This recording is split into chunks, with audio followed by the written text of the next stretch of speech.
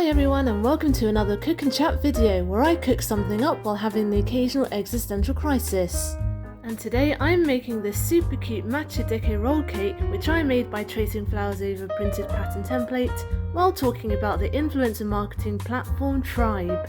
I've talked to so many other bloggers about this and a lot of them agree that actually influencers using Tribe often end up getting a pretty raw deal.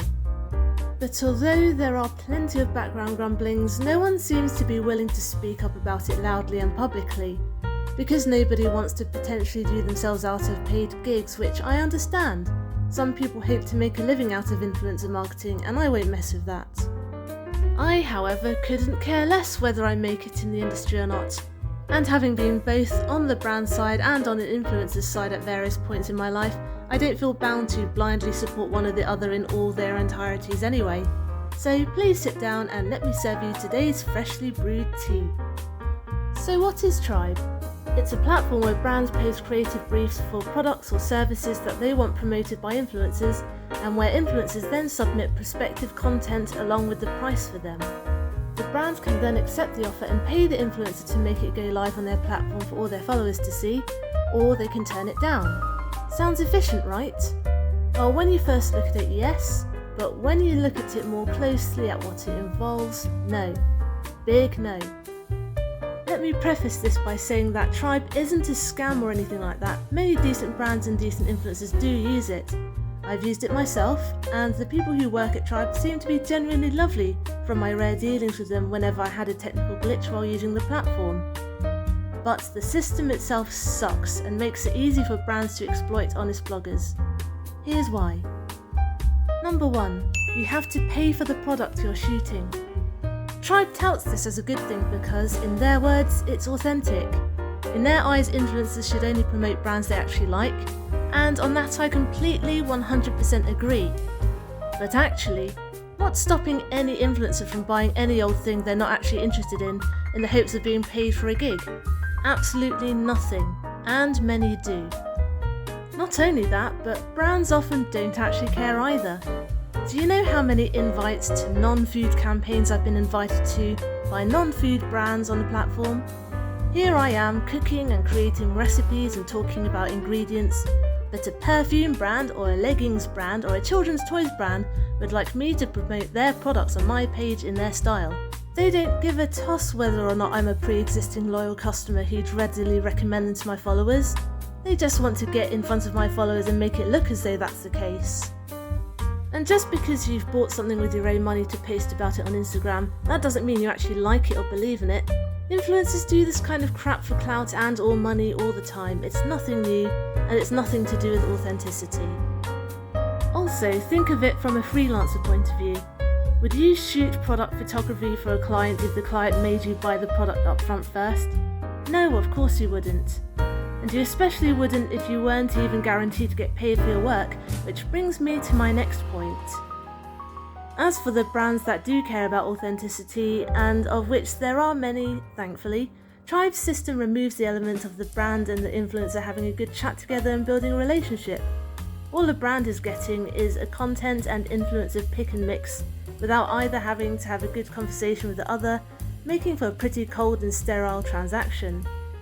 Since it's just an impersonal marketing job at the end of the day, you're going to want to get paid for your work, right? Well, too bad, because number 2, you'll often complete work and not get paid.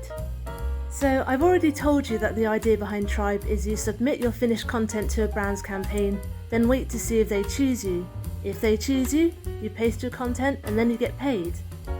It would be great if the system relied on quality of your content alone and it's a level playing field, which is what Tribe claims, but you're completely in the dark about how much of a budget the brand has, and you have no idea how many other bloggers have submitted content for review.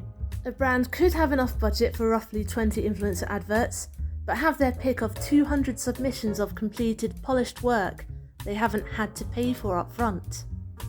And because influencers know this, many tend to undersell their work in order to tempt brands into accepting. And brands also sometimes try to haggle down your asking prices too, even when you've set them well within or even below Tribe's official pricing guide. It's happened to me all too often. For the sake of argument, Let's assume you produce good, solid content, ask for fair prices and follow a job brief to the T. The problem is, you've just completed a job without any guarantee of pay, and you often won't be. Now, between me and my fellow bloggers, I have heard people say and admit that their success rate isn't so good, even the best photographers and influencers I've met. But I've never heard an influencer admitting their actual tribe success rate, so here's mine. Out of the 25 odd campaigns I've submitted content to over the past couple of years, I've only been approved for 6. Well then, I hear you say, you must take some pretty shit photos to be rejected so many times. And I'd accept that gracefully if my photos were actually shitty. And look, I'm not going to win any National Geographic awards for candid shots of wild slices of cake in the woods, but my photos are at least of ad quality. And to be honest, if I were taking Nat Geo level photos, I wouldn't be charging the prices Tribe recommends either. Of all the times I've been rejected, only once has the feedback been, your content isn't high enough quality. And for that particular occasion, I'd actually argue that it was the composition style the brand didn't like rather than the actual image quality, but I'm not here to split hairs over things like that today. The rest were mostly the dreaded, thank you, but we've now completed our budget. Or the occasional, we decided to go with submissions that matched our brief more closely, the latter of which I have major beef with, which I'll go into in a minute. Anyway, back to the freelancer photographer analogy. Imagine a client blanket emailing a bunch of photographers, asking them to shoot their wedding up front, asking the photographers each to offer a price for their photos, and only then they'll pick which ones they like the best to pay them. Yeah, it doesn't work like that, does it? So why are bloggers treated like this?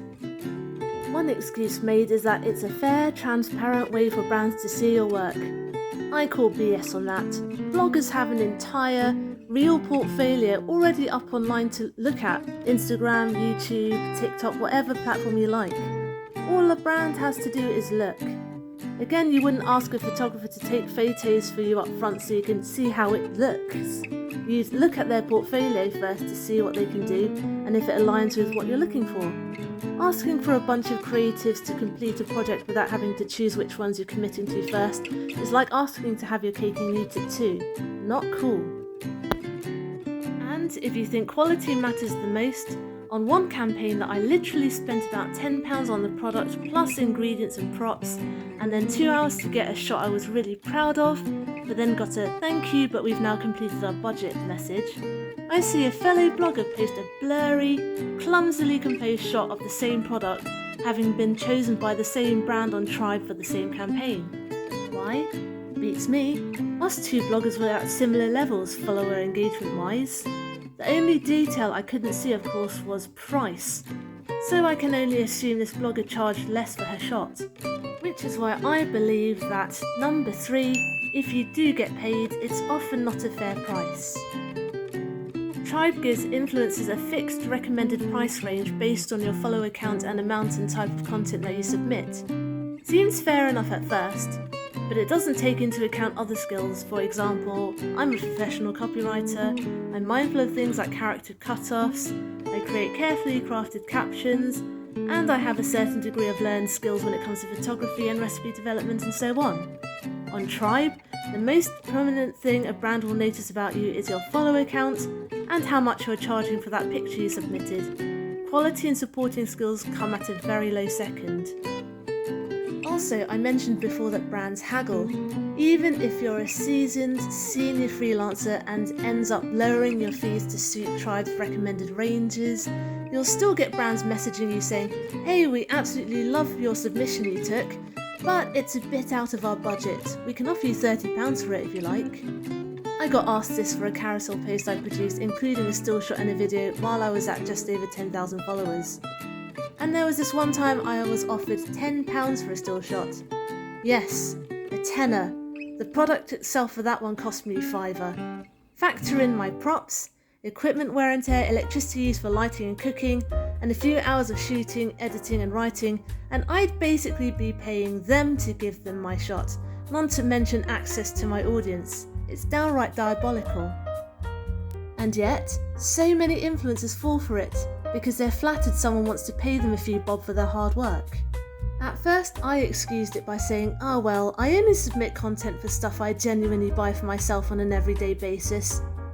But I'm still spending extra money on extra ingredients to cook it up to make it look pretty, using my own props and lighting and electricity to cook and shoot, using hours of my life I'll never get back to edit and write.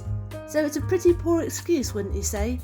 But even if I get tough about my pricing, and even if pricing's not an issue, another problem is that, number 4, getting paid is so hit and miss, it's not a reliable platform for a viable source of income.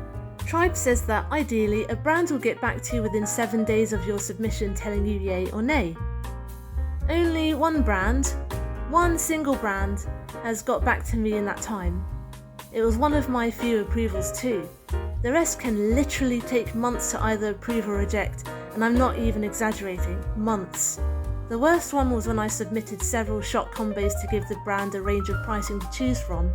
I waited a whole month for 2 to be shortlisted, waited another 2 weeks for 1 to make it to the shortlist, and then a whole 2 months later to get the dreaded, "Sorry, we've just run out of budget and the campaign's now over." Fantastic! So, as you can see, if you're considering making a reliable living with the help of Tribe, don't.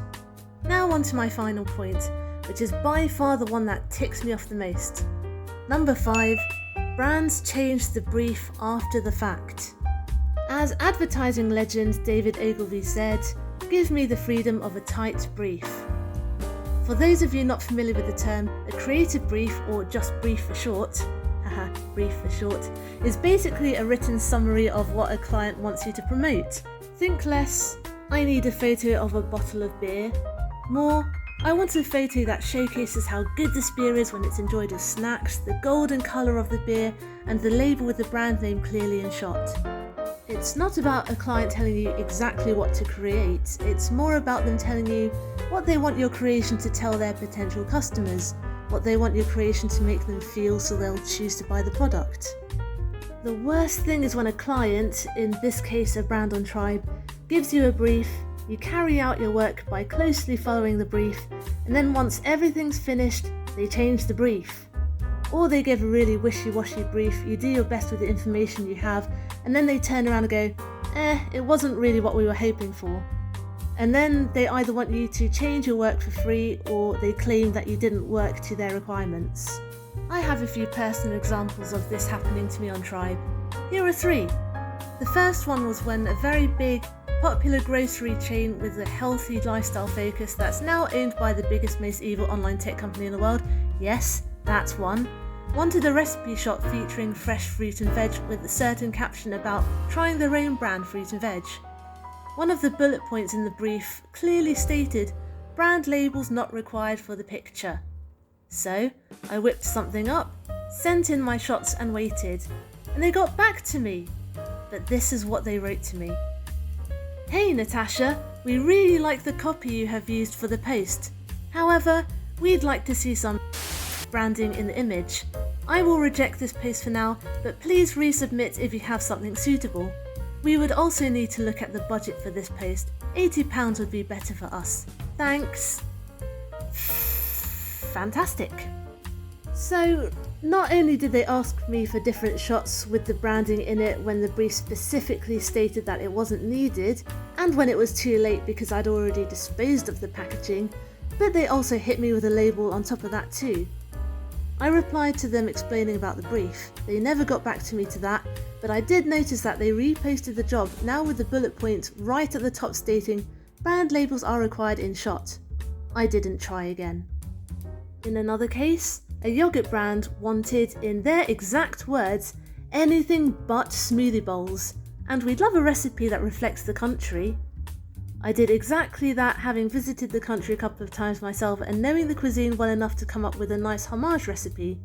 But after being rejected with the old, "we've now reached our budget," I then started to see other bloggers who'd been accepted for the same campaign post on Instagram. And what did they post? Freaking smoothie bowls. And lastly, for one of my earliest attempts at Tribe, back when I had absolutely no self-respect, a wine brand reached out to me not once, not twice, but 3 times to alter a shot that they, quote, absolutely love, but would you mind taking it at this particular angle instead, unquote.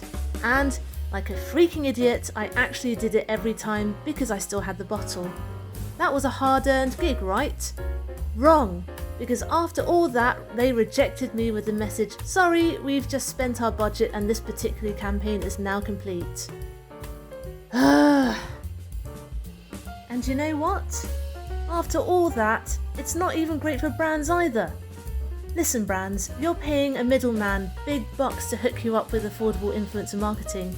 Imagine the money you'd save just browsing Instagram yourself for 10 minutes to find an influencer you really like and like the posting style of.